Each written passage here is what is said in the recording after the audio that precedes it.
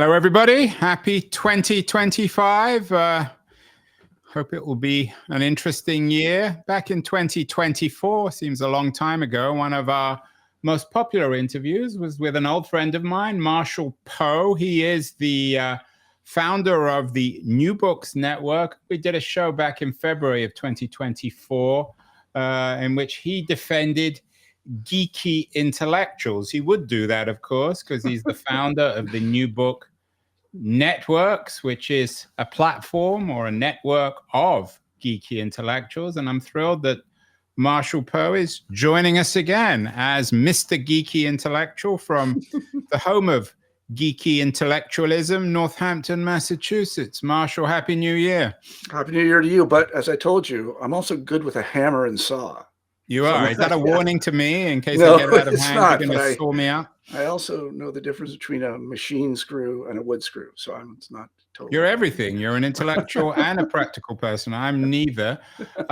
So, Marshall, you've run this New Books Network now for almost 20 years. It's the leading platform, I think, for podcasts about new academic books. What was 24 like for a podcast platform entrepreneur like yourself?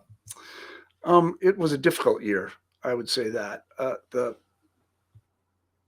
primary news for us was actually happened in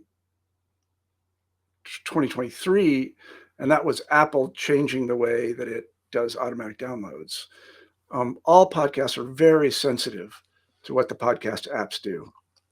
And when it released OS 17, Apple changed the way that it does automatic downloads in a way that might be good for, I don't know, it might be good for users of Apple Podcasts, but it definitely was not good for us or for a lot of podcasts. So would it be fair to say, borrowing an analogy from the great power politics, when Apple sneezes, podcast entrepreneurs like yourself get pneumonia or COVID? Yeah, that would be fair to say. And it did cost us quite, well, I don't know. It meant we had to restructure the company essentially, because there's a large decline in revenue, and everybody felt this. Most of our, I should say also, unusually, most of our downloads do come from Apple Podcasts versus Spotify or something else. So it hit us particularly hard. It seems, Marshall, as if we're getting two messages about podcasting in 2024. On the one hand, we had this change, shall we say, euphemism in the business climate, which challenging for you as a business in terms of Apple, and probably we'll talk about Spotify as well as another major player. But at the same time, the November election was the podcast election. Men like Rogan had enormous power. So in a broad cultural sense, would it be fair to say that 2024 was a good year for podcasting? It's becoming more and more mainstream, really replacing television in many ways. I think actually it was a good year for very big podcasts, yes. Actually, it's funny because somebody that I follow, he's a comedian actually, he writes about podcasting sometime, and he had the 2024, 2025 top things you can do to make sure your podcast is a hit. And number one was date Taylor Swift. So that's actually hard. That's easy. Yeah, that's hard for most of us. Having Donald Trump on, that probably would help too. But, nothing succeeds like success in media. This has always been the case. And, what has happened, I think I can sensibly say, is that the biggest podcasts have done very well. But the middle and lower podcasts have faced a lot of economic difficulties. So it's no different from countless waves of the digital revolution. You and I have been watching and writing about this for years. It's not surprising. It's really not. I mean, it happened with blogs. We know that because blogs, there used to be a zillion of them, and then they turned into things like Slate. And Slate does, I don't know what Slate's doing now, but essentially you see this winnowing in which you're basically competing for ad dollars, and what you need is a really large audience to get those ad dollars. And the audiences of the biggest podcasts tend to grow, and this, of course, starves the middle tier and lower tier podcasts of any revenue. Now, I should say, and this is important, most podcasts are not commercial in any way. The people who run them are not trying to make a living. I'm only talking about podcasts in which people are actually trying to, pay their mortgage. And I would also guess, and I've said this many times, but I think it's true, the number of people that actually make a living from podcasting who are in the content creation side, that is not the owning platform side, is vanishingly small. I mean, it's in the thousands. Under 10? How many people are we talking Well, it's in about? the thousands, I would say. So what advice would you give, given what's happened in 2024, to anyone watching this show who's still contemplating Don't do it. starting a podcast? Don't do it? Don't do it unless you have something in mind other than essentially making a living or making money. Because I think podcasts are great for small communities. For example, if you are really interested, and I'll say this again during the interview about social networks and things like this, if you're really interested in building model airplanes, by all means, start a podcast about building model airplanes. You'll probably get thousands of listeners. You won't get hundreds of thousands of listeners, but you'll get thousands. And those people will find great value in what you do. And you'll find great value in having worked in that community and sort of solidifying and bringing them together and exchanging information. And that's great. And the thing about it is, people don't understand that that's the new part about podcasting. The new part is not Joe Rogan. You don't have to be a genius to realize that Joe Rogan is Johnny Carson for a new generation, or Jay Leno. I mean, there's no question about this. He is. Okay, great. The market can only take one or two of those people. But, there are all these micro communities out there, model airplane builders and people that like koi fish and, I don't know, people that collect brass toys. And sure, go ahead and start a podcast. That would be great. And this community would benefit greatly from that. But you will never make any money.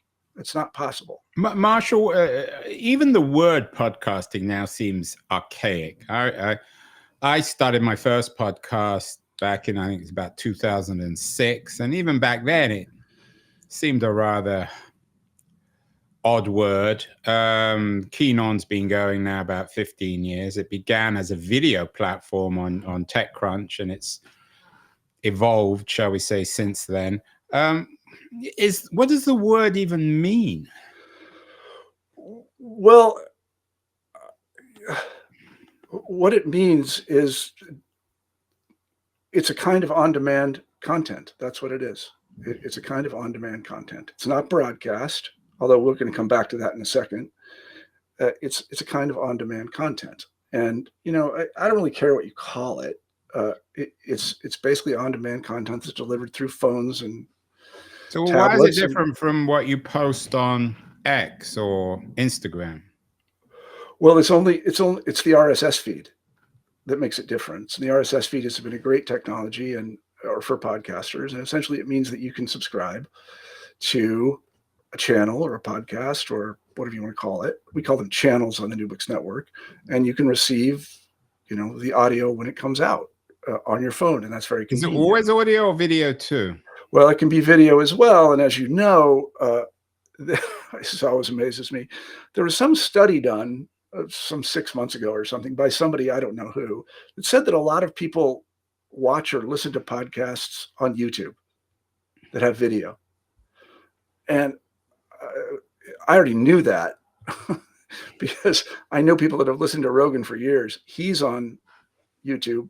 They don't watch them. They listen to them on YouTube. But then this caused a great rush. Everybody had to have video. You have to have video for your podcast. And Spotify pushed it. And, a lot of people have pushed it. And a lot of people made the transition. I personally don't understand it because really a lot of the efficiencies of on-demand audio, especially in the podcast, have to do with the fact that there is no video. You can't watch a video and drive your car. Or maybe you can, but I would recommend it. But we haven't done much video, and we have a very small. What are your numbers at New Books Network? You get over 11 million downloads a year. It's pretty good. Yeah, well, this last year we did 11 million, but it really varies, and that has to do with what the podcast apps do. I mean, we've had years where we did 30 million. But then the podcast apps change things. But it also depends how they count it. So what did Apple do to shrivel your numbers? They just changed all they did, and it was, in some ways, it was very sensible. They said, if you subscribe to a podcast and you don't listen to it for a while, we're going to stop downloading episodes. Okay, that's fair. So it doesn't clog your phone. a perfectly reasonable thing to do. And it might even be good for the industry, because you always have to think about what the advertisers are getting. You want to give them value for money. And we don't, at the New Books Network, want to sell advertising to companies that don't actually get the impressions that they're paying for. And so if somebody's downloading a lot of episodes and not listening to any of them, well, the advertisers aren't getting what they paid for. That's bad, right? So maybe it's good for the industry as a whole. It's a necessary correction. I don't know. I just know it costs us a lot.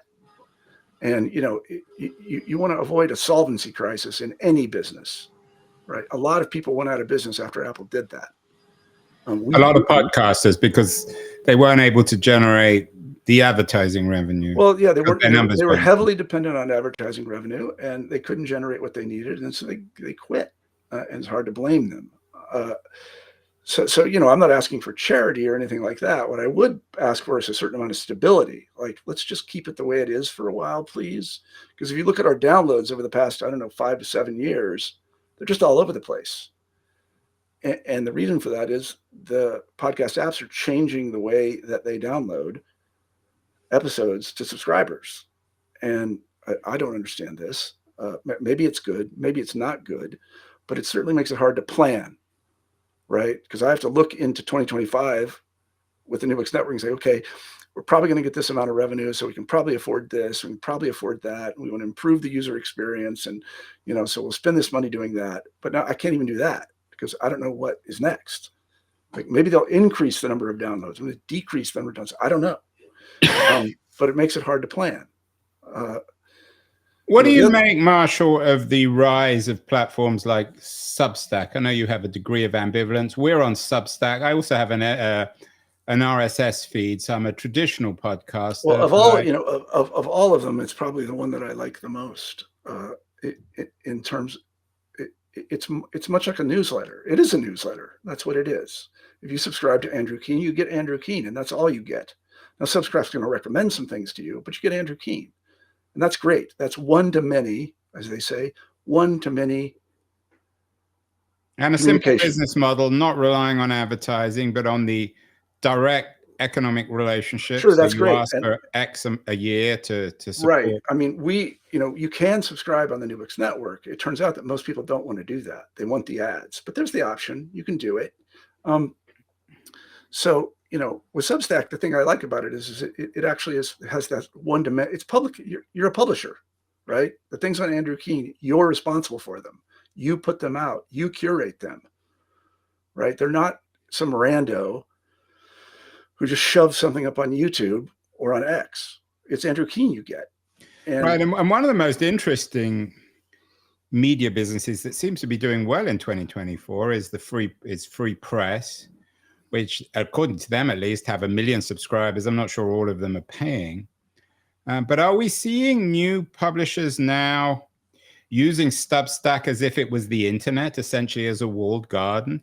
And Substack, of course, provides all the technological infrastructure, so you don't need teams of IT people to put up your website or social media platform. Sure, but this is what newspapers already do. I mean, if you read the New York Times online, that's what it is. It's sort of like Substack on steroids, but it's New York Times journalists and opinion writers.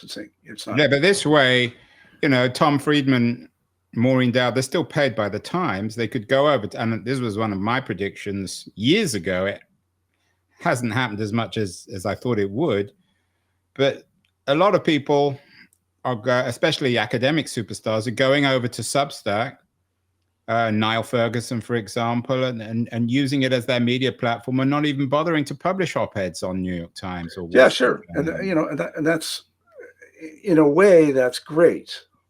There's another way in which it's not great, because it allows for the formation of bubbles, right? Now, you may say that the New York Times is horribly liberally slanted, and everything that they publish is some sort of crap, and so on and so forth. But in the New York Times, you're going to get a lot of different kinds of information put right in your face.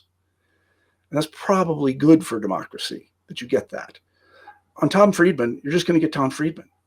And I don't know about you, but I already know what Tom Friedman thinks. I'm not going to learn anything. I'm not sure Tom Friedman actually thinks, but that's... Yeah, he may not think, but I know exactly what he thinks. And, we have enough of that. Well, with AI, we could get Dowd and Friedman ad infinitum. I think yeah. half their columns are probably produced by AI. Well, I mean, it's just that, in a way, and this is the danger of all on-demand media, is that you demand the media that already conforms with what you think. Yeah, you demand what you already know. Right. And say what you will about newspapers, local and national and international, at least they sometimes provide different perspectives. The free press, for example, I don't know what, I mean,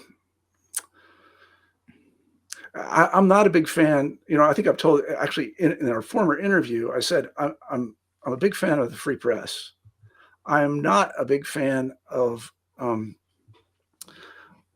what do they call it? Diversity, viewpoint diversity. I don't like that. What I like is objectivity.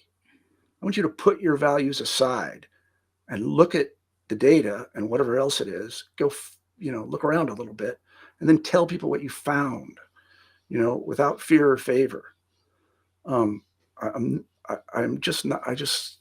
not a big fan of, just banging on and on about the same thing in the It's same way. interesting, Marshall, that I think there's a broader cultural phenomenon going on here. We do a lot of shows on the music business, and a music journalist wrote a book which we covered last month about people only wanting to hear old music. They only want to hear what they already know. Andrew, that's me. So you're talking about me. Sort of, we live in an elevator with music where all we want to hear are the old hits. Well, right. And perhaps the same is true of journalism. We only want to read. Well, right. We already know from Dowd or Friedman, totally right. From the Free Press. I haven't read this book, but I think we probably interviewed the author on the New Books Network, but that author's entirely right. Like, we're kind of the same vintage. So I get in my car and what do I listen to? The Jam, The Clash. Like, this stuff is these are oldies, man. Yeah. I haven't listened to new music in I don't know how long. And in cultural terms, I think this is coming out in the new Dylan movie. I'm not sure if you've seen it. No, I haven't. Which presents Dylan as someone as we already know, without any edge, without any challenging identity. Well, it's, I mean, we're pretty simple creatures. We like things that are comforting, which means we want people to say what we already believe and affirm what we believe. And we like nostalgia. We want to be taken back to our youth. Like when I listened to the Jam, man, I was like full of piss and vinegar and I was just nuts, man. I was great. And the Jam, right? All Mod Cons, wonderful.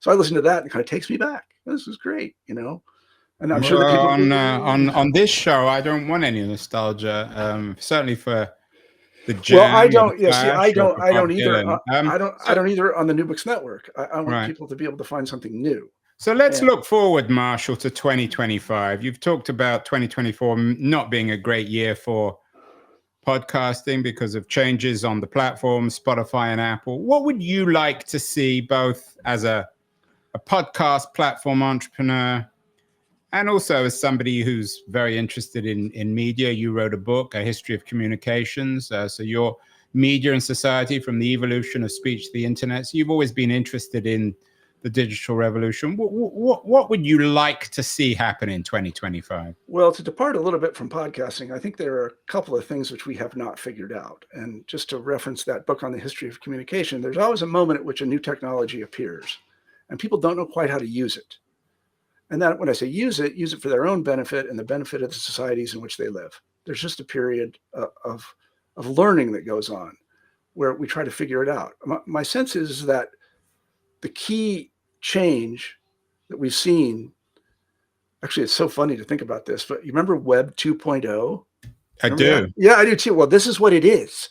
It's user-generated content. We have not figured out what to do with user-generated content. What do you mean we haven't figured out what to do? Well, we use these old categories to deal with it, categories that were basically built for print and AV, that is television and radio. So, these categories are things like publisher. Like, what does that exactly mean in a world with X in it? What's a publisher or YouTube? I'm not sure. Or common carrier, like an ISP. What does that mean in a world with YouTube and X? I don't know, and I don't think anybody knows. But there are tangible problems with using this kind of old thinking to deal with these enormous and enormously powerful platforms. You know, the one that I've mentioned to you before is on YouTube, and I didn't know this until pretty recently. There's an astounding amount of copyright violation on YouTube. It is just amazing. Not as much as there used to be, though. I mean, Well, it was founded as the video Napster. I mean, I know right, yeah, right. Well, still, actually, it's funny. It still kind of is the video Napster. It's just either it's blatant. That is, they just rip the thing off and put it up. And then if YouTube tells you to take it down, well, you just get a new user account and you put it back up again. No harm, no foul. Or there's this is another concept that just doesn't make sense in our world: fair use. Fair use was designed, as far as I know, for like the classroom. Like, you know, I have this article that I want to, you know, I used to have to explain to people why I use this article and I didn't clear the copyright. Well, it's fair use. I just thought about it. This doesn't make sense in a world with YouTube and X. So we kind of need to think about these things again. So in addition to that, you know, you take X, to go back to this problem with X. X isn't a publisher, right? Because of Section 230. But come on, Andrew, X is a publisher. If you have 4 or 5 million followers, well, you're publishing. That's what you're doing. Like, it's like, let's, you know, use words the way they're meant to be used. You're so publishing. When you say you're a publisher, are you saying that the world's favorite man, Elon Musk, is a publisher William Randolph Hearst was? Yeah, no, exactly. William Randolph Hearst. Yes, you know, he owns the platform and he publishes himself. And, you know, I mean, my feeling about this, and this may sound very simplistic, but, you know, the reason that we have these laws about being a publisher is that it makes the publisher liable for what they put into the public sphere. And we kind of want that, right? So if somebody produces something that just says that Andrew Keen is a pedophile, right, and that appears in the New York Times or something, well, the New York Times is a publisher. You can sue their pants off, and they won't do it anymore. Well, if I'm accused of being a pedophile, I hope I don't sue anyone's pants off. Yeah, that's a good point. Actually, that's funny. So, you know, that's the kind of purpose behind this legal category. And I get that. I think everybody accepts it. But, you know, the fact of the matter is when you're reaching millions of people, you're acting like a publisher. And there's the thing I wanted to say was it's a matter of scale here.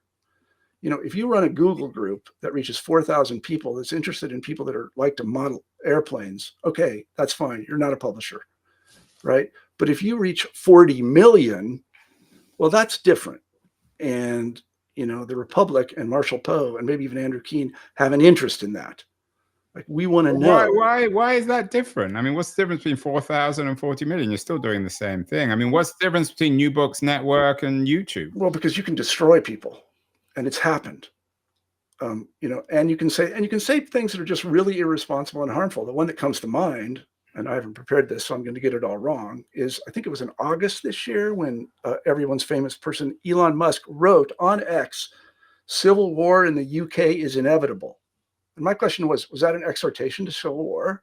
I don't know. Was that a statement of fact? Or what was he doing with that? You know? And this is after he had essentially, well, a lot of information about the perpetrator of a particular crime had been posted on X. It was wrong. He read it. He thought it was right. And maybe later they corrected it. I don't know. But he writes, "A civil war in the UK is inevitable." That's not good. It's not good, but some people might say, well, he paid $40 billion for the right to own the platform where he can say whatever he wants. So what's the problem with that? Right. There's and free speech and more free speech. That's great. But what I want is responsible speech, not free speech. I am not a free speech absolutist. And I think anybody who is sort of a nut. There are lots of kinds of speech which we don't like. And I don't want to go into pornography. Like, don't even get started with that. So how do we distinguish with Musk? I mean, some of the things he says seem to make some sense. Some of it is profoundly offensive. Again, some of it's probably bordering on the illegal. Who's to determine what he can and can't say? You know, I was going to say, I just have to leave this to people who've thought about it more deeply than I have, and legislators and, you know, law review people. So I don't know. But there just has to come a point at which you exercise such influence that you have to be responsible, or the platforms that publish you have to be responsible for what you're doing. Because that's just, it just makes sense in terms of, you know, the preservation of the Republic. I don't know how else to put it. I don't know where the line is exactly. Is it 40,000 or 400,000 or I don't know. But like it just seems to me they act like publishers. And the problem is not that they act like publishers, but they act irresponsibly. So YouTube allows a tremendous amount of copyright violation up. And nobody's going to go up against those people. As you well know, YouTube employs 1,100 lawyers full time. 1,100? 1,100. Not YouTube, but Google. Google employs 1,100. You know, I have to warn you, one of those is my wife. Well, and that's great. I'm sure she does great work, and I'm sure she worries about this crap all the time. but you know, nobody's going to go up against them. It's not a chance. And you know, similarly on X, I mean, people just say things which are just. I guess I think about it like this: there are a lot of trolls out there. I mean, what, like 3 to 5% of the entire population of the United States are sociopaths. That's what psychologists tell us. And so, you know, you take an average 100 people on X, probably a certain amount of self-selection there, you're going to get more than, they're going to be overrepresented on X. At least 10 psychos. Yeah, I mean, and so you have these people who have no interest in telling the truth. They have no interest in the well-being of their fellow citizen, you know, and they're on there just winding people up. But then the other question is, so they do that, so who cares? Well, I think we should care when it starts riots in England, which is what happened. Oh, the riots in the north. In August, yeah. And I know, Marshall, this is your way, as a geeky intellectual, of reopening the Pandora's box of Section 230. You think this is the core issue which maybe we should be returning to legally or intellectually in 2025? I think that we should. But the other thing that needs to be said is this. And I want to be very clear about this. The people that created social media and these other platforms have created a huge amount of value. And they should be thanked for that, right? The people who created Facebook and X and Instagram, people love these things. And they're good things. We want to keep them, but we want to learn how to use them right in a way that doesn't damage individuals or damage the republic. And I don't know the answer about how to do that. But you know, revisiting Section 230, which was, after all, 1996. Think back to 1996, Andrew. It was a different world, right? Put it mildly, yeah. I mean, in Section 230 was designed to protect internet startups against large media companies. Right, and now large media companies are like, you know, like YouTube is like the Borg. They just are essentially assimilating everything. And it's hard to beat them, right? They get all the ad dollars. Right. They have all the lawyers, you know, I'm sure they have, God knows how many lobbyists they have in DC, but something, you know, again, I do not want to go at these people hammer and tong. They're our friends and neighbors, right? Especially for you. You live in Silicon Valley or in San Francisco. You're friends and we don't want them to lose their jobs. I don't. I just want them to use these things responsibly. That's all.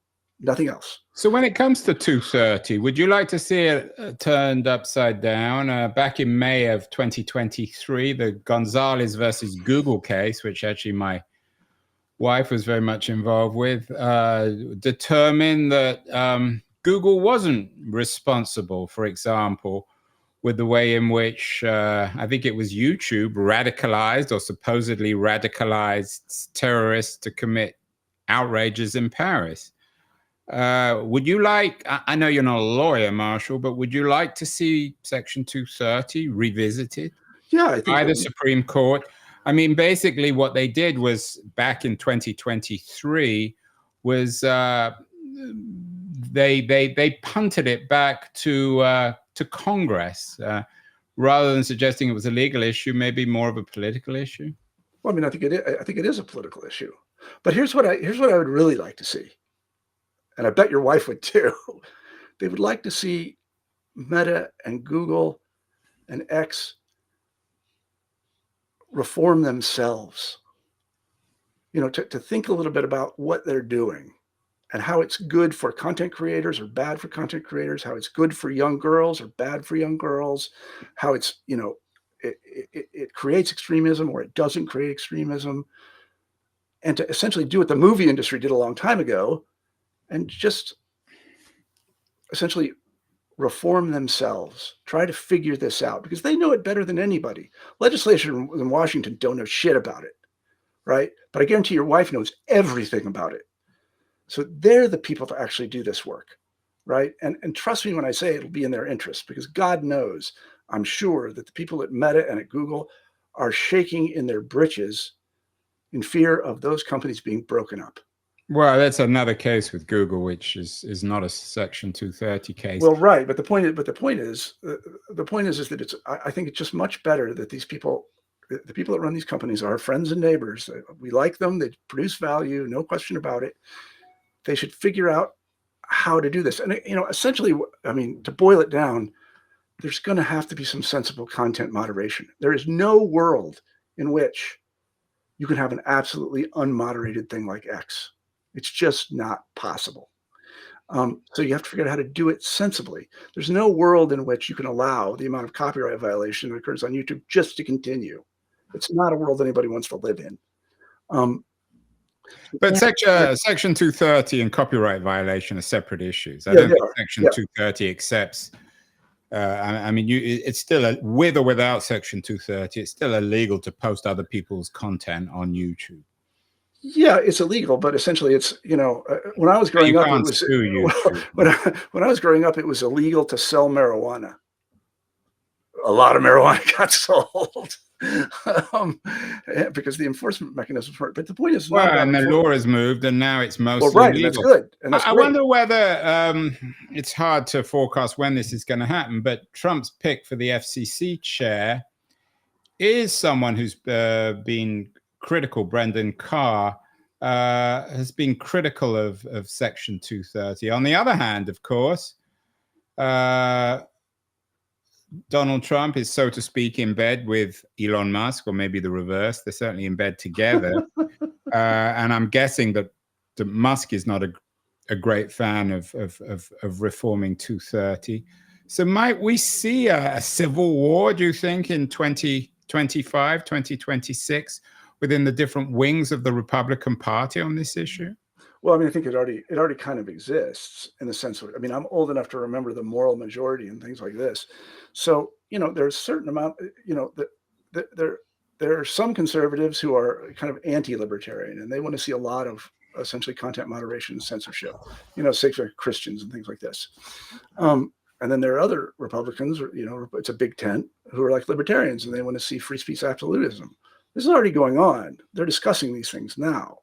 I mean, my question is just, how can we make these things fit for purpose, where the purpose is for people to be able to interact and exchange ideas and say hi to grandma and post pictures of cats and whatever else it is, without, creating a context in which, and this is X, you can lie with impunity and you may reach many people. That's bad. We don't want that. And I wonder, Gary, whether the bus has left on this. I mean, Google is reinventing itself. We've done a number of shows transforming itself from a search engine company to an AI company. I know you got an interesting anecdote about We, the dystopian novel. You got a friend who told you that all the essays, he's an academic, all the essays that he's getting on Zamyatin's We, one of the great dystopian novels of the 20th century, are all identical. So for better or worse, we're increasingly living in an AI world, which changes social media. So even addressing Section 230 is fighting yesterday's war. Well, right. I mean, we have to figure out, the amount of material that gets uploaded to YouTube and put up on X, or even put on Facebook, that is produced by bots is probably incredible. And I don't know how much it is. But we have to put our faith in the very intelligent engineers who will find a way to ferret this crap out and get rid of it. I mean, similarly with content moderation, there's already been a lot of, just to give it another anecdote, when I started the New Books, actually about 2012, we used to have comments on the New Books Network. So you could comment on books. And what I found was about 2/3 of the comments were really, really good by people that had listened to the interviews. But about 1/3 of them were produced by those psychopaths we talked about before. They really detracted from the whole experience. So I had to get rid of them. Well, since then, very clever people using AI have found a way to do this content moderation for me. So we have comments again, because it basically excludes people who are acting like lunatics. That's great. I'm all for that. Now, of course, the same AI could be used for bad purposes, and I have no doubt that the Chinese are trying to figure this out as well. It could be for bad purposes, but we want the people in these companies to deploy it for good purposes. And there may be some fix for this, which I don't know about, but engineers are working on, that will clean it all up. Will AI help you as an owner of a podcast platform? They're all your podcasts on the New Books Network are produced by human beings, but can AI help you in terms of making your shows? Yeah, and it already has in one way. Better? Yeah, it has in one way. I mean, I used to tell people, I've been at this for a long time, and we publish a lot of interviews with authors, and I used to tell people submitting the interviews, you can make good audio better, but you can't make bad audio good. And so there were a lot of cases in which I'd say, well, we can't publish this because the audio is crap. Well, there are now tools. Adobe makes one of them, and I am not being supported by Adobe, so this is just me saying it's a good product. The Adobe Vocal Enhancer. It makes bad audio good. And apparently it uses AI to do it. And I'm like, that's great. That's really great. It just makes it clearer. But the thing about it is, and people have said this, the appearance of AI podcasts and AI student papers, and for all I know, AI newspapers and AI expos, makes actual authentic human content more valuable. There's no question about it.